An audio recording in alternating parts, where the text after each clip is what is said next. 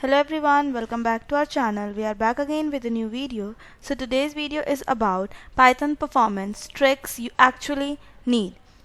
So when Python program becomes slow, the problem is usually not Python itself, but the inefficient loop, wrong data structure, repeated unnecessary work, and ignoring built-in optimization. So good performance is not about writing complex tricks. It's about writing smarter code using simple improvement. So let's understand this with some examples. So the first one is use built-in functions. So built-in functions like sum, minimum, maximum are written in C. So these helps you save your time and run the code faster and make your code more optimized. So let's see the output of this. So here we can see the output. Now moving on to the next one. So the next one is use list comprehension. So here fewer Python level operations are done, so this will also make your code simple and easy to run. So here you can see the output of this. Now moving on to the next one. So the next one is use generator for large data. So in this no intermediate list is created, so this is more efficient. So let's see the output. So here we can see the output. Now moving on to the next one. So the next one is use set for fast lookups.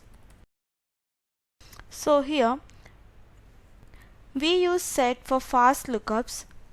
Let's see the output. So here we can see the output of this. Now moving on to the next one. So the next one is avoid repeating works in loops. So why to use this? Because this move constant work outside the loop. So let's see the output of this. So here we can see the output. Now moving on to the next one. So the next one is use join for string concatenation.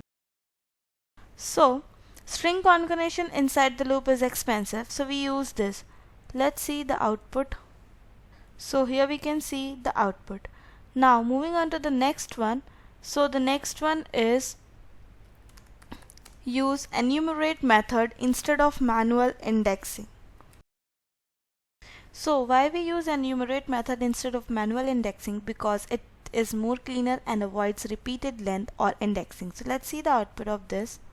So here we can see the output. Now moving on to the next one. So the next one is cache expensive result. So in this example, as you can see, the second call is more instant. So this is why you use cache expensive result. So here we can see the output. Now moving on to the next one. So the next one is use local variable inside the loop. Here we are using local variable inside the loop. So let's see the output.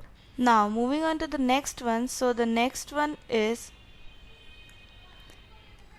measure before optimizing. So here this don't optimize what isn't slow. So let's see the output of this. So here we can see the output.